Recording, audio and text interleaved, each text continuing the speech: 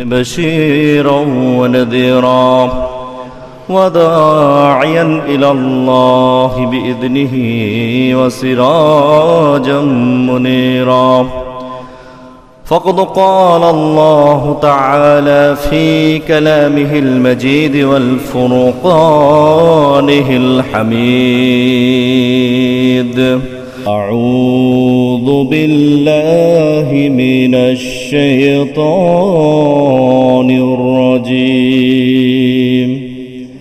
بسم الله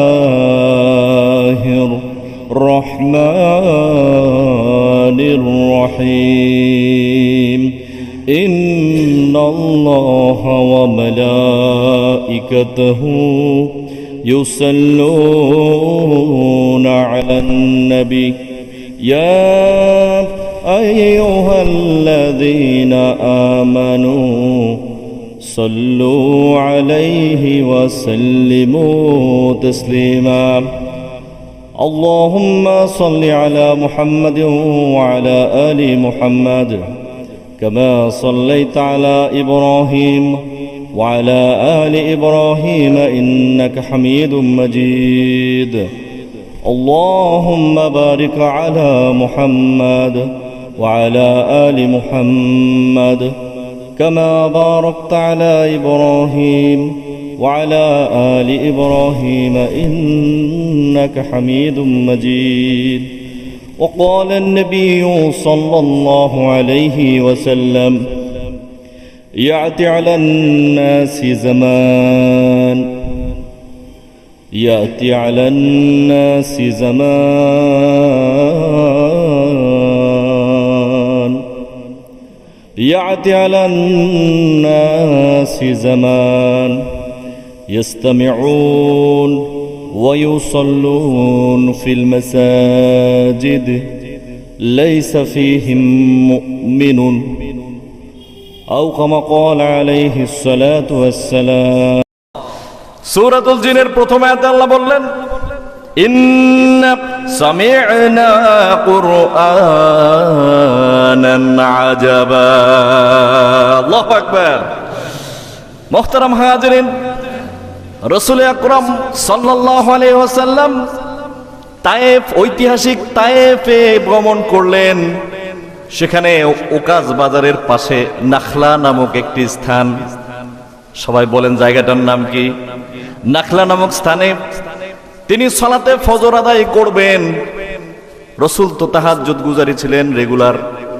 জীবনে কোনোদিন আমার আপনার কলিজার টুকরা নবীর সচরাচর তাহাজ্জুদ কাজা হতো না সুবহানাল্লাহ পড়ি আল্লাহ রাসূল তাহাজ্জুদ আদায় করেছেন এরপরে ফজরের ওয়াক্ত রাসূল আমার সাহাবী আজমাইনদেরকে নিয়ে সালাতে ফজর আদায় করলেন সালাতে ফজর আদায় করবার পরে কুরআনুল কারীম তেলাওয়াত করছেন রাসূল আকরাম সাল্লাল্লাহু আলাইহি ওয়াসাল্লাম সালাতে ফজর আদায় করলেন রাসূল আমার এবার কুরআনুল কারীম তেলাওয়াত শুরু করলেন আল্লাহ রাসূল বলছেন আর রহমান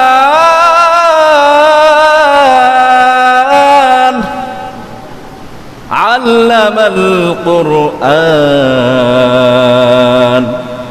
এভাবে করে আল্লাহ রাসূল তেলাওয়াত করছেন মধুর কণ্ঠে ওই নাখলা নামক স্থানের পাশ দিয়ে যাচ্ছিল একদল জিন এই জিনদের সর্দার হঠাৎ করে শ্রবণ করলেন এই আয়াতগুলো জিন হঠাৎ করে দাঁড়িয়ে গেল দাঁড়িয়ে বলল হে আমার সফর সঙ্গী জিন্নাত বৃন্দ একটু অপেক্ষা করো আমার কানে একটা আজব বাক্য আজব একটা শব্দ আজব একটা বাক্য আমার কানে এসেছে একটু অপেক্ষা করো শুনে নেই সুবহানাল্লাহ বলেন ইন্না সামি'না কুরআনান আজাবা আমি এক আজব কিতাব আজব কোরআনের বাণী শুনেছি হে জিনেরা একটু অপেক্ষা করো আর একটু শুনতে দাও সুবহানাল্লাহ এত সুন্দর কথাগুলো আমি আর কোনোদিন শুনি নাই আমি মূসার তাওরাত শুনেছি আমি ঈসার ইনজিল শুনেছি কিন্তু এত চমৎকার বাণী কখনো আমি শুনি নাই আল্লাহু আকবার সুতরাং জিন সেখানে দাঁড়িয়ে গেল জিনের সর্দারের সঙ্গে অন্যান্য জিনেরাও সেখানে অবস্থান করতে লাগলো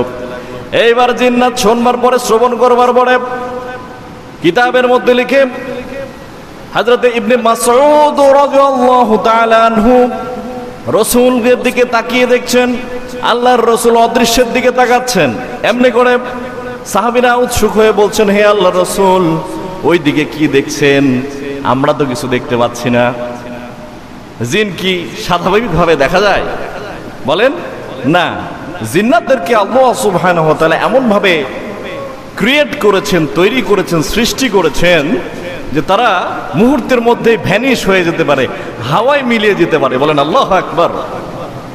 শুধু তাই নয়, রসুলের চেহারা মোবারক ছাড়া যে কোনো মানুষের, যে কোনো প্রাণীর, যে কোনো বস্তুর তারা রূপ ধারণ করতে পারে। আল্লাহু আকবার। প্রমাণ কোথায়?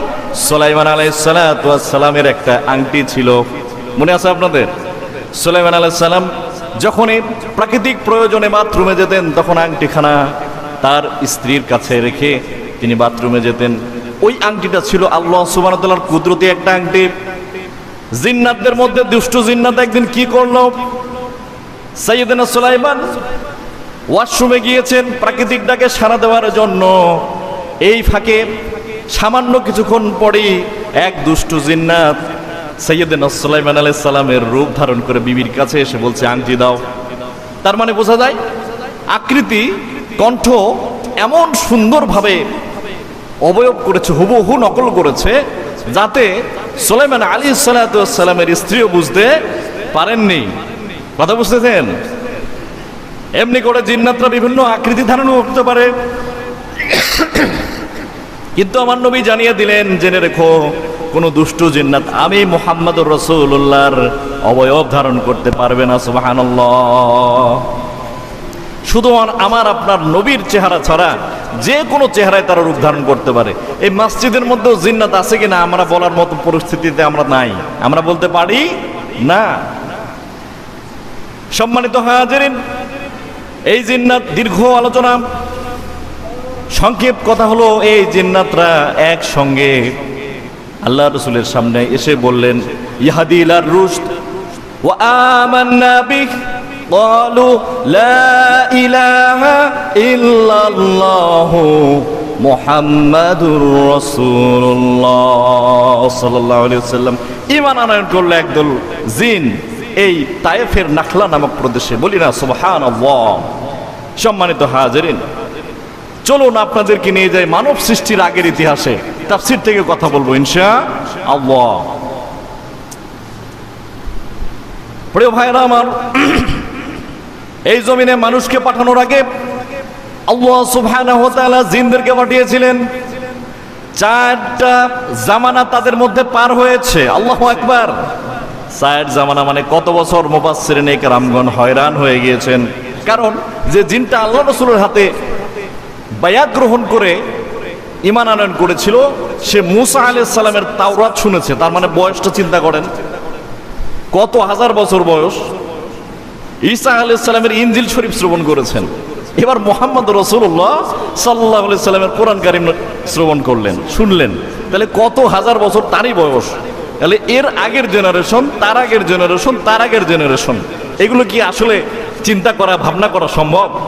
আল্লাহ ছাড়া আর কেউ জানেন না। বলি সুবহানাল্লাহ।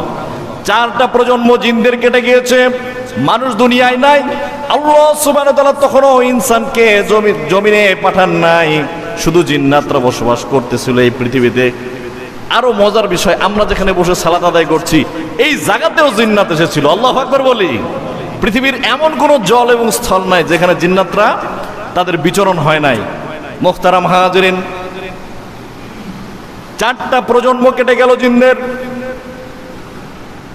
অত্যন্ত দুষ্ট প্রকৃতির এই জাতি একে অপরে হানাহানি, মারামারি, খুনোখুনি শুরু করে দিল। ইয়াসফিকুদ্দিমা, রক্তপাত এবং ফাসাদ সৃষ্টি করে দিল এই জিনেরা।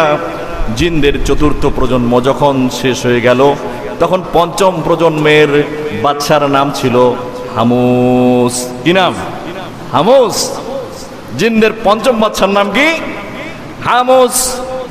এই হামুস জিনের বাদশা, সে বাদশাহী পেল এবং তার জামানায় তার বংশে ঔরসের একজন জন্মগ্রহণ করেছিল, যার নাম হচ্ছে খবিস। কি নাম? খবিস। আমরা রেগে উঠলে বলি না, তুই তো খবিসের বাচ্চা, খবিসের বাচ্চা, খবিস এত দুষ্টু। এভাবে আমরা গালি দিই কি দিই না? এই খবিস হামুসের বংশধর এবং তারই বংশে আরেক পরিবারে জন্মগ্রহণ করলো একটা কন্যা জিন, যার নাম হচ্ছে নীলবিস। তাফসিরের মধ্যে লিখে ওই কন্যার নাম হচ্ছে নীলবিস। খবিস এবং নীলবিসের বিবাহ হলো, জিনদেরও বিবাহ হয়। আল্লাহু আকবার। খবিস এবং নীলবিসের বিবাহ হওয়ার মধ্য দিয়ে তাদের সংসার জীবন শুরু হলো। আরো কিতাবে উল্লেখ করে এই খবিস হচ্ছে সিংহের মতো শক্তিশালী, চোখের পলকে এক প্রদেশ থেকে আর এক প্রদেশে চলে যেতে পারে। এত ক্ষমতা ধর আল্লাহ, এত ক্ষমতা দিয়েছে, অত্যন্ত ক্ষমতা ধরে এই জিন্নাত। নাম হচ্ছে খবিস। আর তাদের বাচ্চার নাম কি? হামুস। বলুন না সবাই, কি নাম? হামুস। ভাবতেছেন হুজুর দুষ্ট জিনের নাম নিলেও কি সওয়াব হবে? আরে বাবা, কোরআন কারিমে আছে তো, নিলে তো সব দিবে আল্লাহ। আপনার আমার সমস্যা আছে? সুবহানাল্লাহ বলেন। সম্মানিত মুসল্লান একরাম, হামুস রাজার সালতানাতের সময় এই খবিস আর নীলবিসের সন্তানের নাম, সন্তান একটা হলো, নাম হলো ইবলিস। কি নাম? কথা বুঝতেছেন? ইবলিসের পূর্বপুরুষের ঘটনা শুনেন। কিন্তু এখানে ছোট্ট একটা বিষয়, আমাদের সমাজে শীতকালে বিশেষ করে আমরা দেখি কুকুর অনেকগুলো করে বাচ্চা দেয়, ঠিক কিনা বলেন? মোটামুটি একটা কুকুর কমপক্ষে হলো 5, 6টা, 7টা, 8টা তো বাচ্চা দেয়। কিন্তু এরপরও দেখবেন কুকুরের কিন্তু বরকত নাই। কুকুর একটা বরকতবিহীন প্রাণী। এতগুলো বাচ্চা দেয় প্রত্যেকটা কুকুর, জন্ম নিয়ন্ত্রণের তো পিল নাই বা অন্য কোনো পরিবেশ পরিস্থিতি তাদের নাই। এরপরেও এত বাচ্চা দেওয়ার পরেও দেখবেন কুকুরের কিন্তু এই মানে কুকুর সংখ্যার মধ্যে কিন্তু কোনো বারাকা নাই, বরকত নাই। কিন্তু দেখবেন ছাগল মাত্র 1টা, 2টা, 3টা করে বাচ্চা দেয়, কিন্তু ছাগলের মধ্যে বরকত দিয়েছেন কে? আল্লাহ, সুবহানাল্লাহ।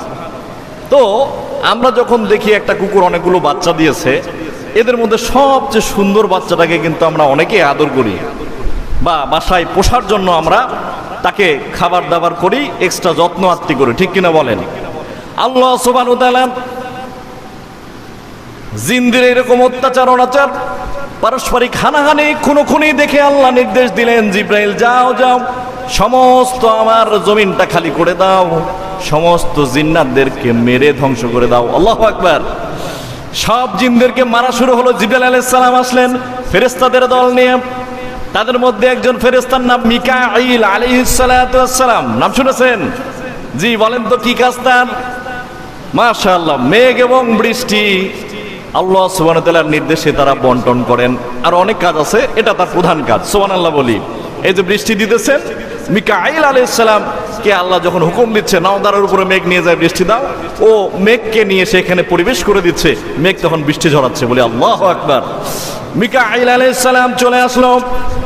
এসে হঠাৎ করে এই খবিস এবং নীলবিস পরিবারের ফুটফুটে সন্তান এই ইবলিসটাকে দেখে তার বড় মায়া লেগে গেল, আর তাকে সে মারতে পারলো না। বলি আল্লাহু আকবার। কেন? আল্লাহ তো বলেছে একেবারে হামুসের বংশধর নির্বংশ করে ফেলো। কিন্তু মিকাঈল আলাইহিস সালাতু ওয়াস সালামের এবং কতিপয় ফেরেশতার এই ইবলিসকে দেখে, বড় দেখতে সুন্দর, বড় মাধুর্যপূর্ণ চেহারা, একে দেখে ভালো লেগে গেল, আর তাকে যত্ন করে তারা সংরক্ষণ করলো, আর বাকি সবাইকে ধ্বংস করে দিল। প্রিয় ভাইরা আমার, এরপরে এই ইবলিসকে নিয়ে চলে আসা হলো প্রথম আসমানে। 1000 বছর, কয় হাজার বছর? 1000 বছর তাকে দ্বীনি ইলম শিক্ষা দেওয়া হলো। আল্লাহ সুবহানাহু ওয়া তাআলার ইবাদত বন্দেগী শেখানো হলো। এই 1000 বছর ফেরেশতাদের কাছে সরাসরি শিক্ষা গ্রহণের পর ইবলিস এমন আল্লাহ সুবহানাহু ওয়া তাআলার আবেদ ব্যক্তিতে পরিণত হলো যে ফেরেশতাদের যারা প্রজন্ম হয়, এই প্রজন্মদেরকে এই ইবলিস শিক্ষা প্রদান করা শুরু করে। এমনকি এই যে আমি যেভাবে বয়ান দিচ্ছি, এমনি করে তাদেরকে নিয়ে বয়ান মাসলা মাসাইল প্রদান করতো। আল্লাহু আকবার বলি। ইবলিস থেকে নাম হয়ে গেল মুআল্লিমুল মালাইক। কি নাম হলো? একটু উচ্চারণ করেন দেখি। মুআল্লিমুল মালাইক, ফেরেশতাদের শিক্ষক, মালাইকদের শিক্ষক, প্রশিক্ষক। 1000 বছর ইবাদত বন্দেগীর ট্রেনিং পাওয়ার পরে সে এক একটা সেজদা দেয়। আমার দিকে লক্ষ্য করেন প্রিয় ভাইরা, এক সেজদায় ৬,০০০ বছর পর্যন্ত কাটিয়ে দেয়। আল্লাহু আকবার। কোন মানুষের দ্বারা সম্ভব? কারণ হায়াতই তো অত বড় নেই। এক সেজদায় ৬,০০০ বছর, এমন করে লম্বা সুদীর্ঘ সুদীর্ঘ সেজদার মাধ্যমে আল্লাহ সুবহানাহু ওয়া তাআলার প্রিয়ভাজন হয়ে গেল ইবলিস। কিন্তু আল্লাহ সবকিছু জানেন কি জানেন না? আল্লাহ তো সবই দেখছেন, সবই জানেন। হুয়া সামিউম বাসীর, তিনি সব জানেন, সব দেখেন। এই ইবলিসের পরে দ্বিতীয় আসমান, তৃতীয় আসমান করতে করতে যখন সপ্তম আসমানে পৌঁছে গিয়েছে, এবার তাকে যে পেট্রোনাইজ করলো, মিকাঈল আলাইহিস সালামকে সে অনুরোধ করলো, ওস্তাদজি একটু লৌহে মাহফুজ দেখবো। আল্লাহু আকবার। লৌহে মাহফুজ দেখবো, আমার প্রাণে বড় আশা। লৌহে মাহফুজ শুনেছি আল্লাহ তাআলা অত্যন্ত সুন্দর করে ডেকোরেট করেছেন, সৃজন করেছেন, সুতরাং আমাকে একটু লৌহে মাহফুজে নেওয়ার ব্যবস্থা করেন। আল্লাহ তাআলা অনুমতি দিলেন।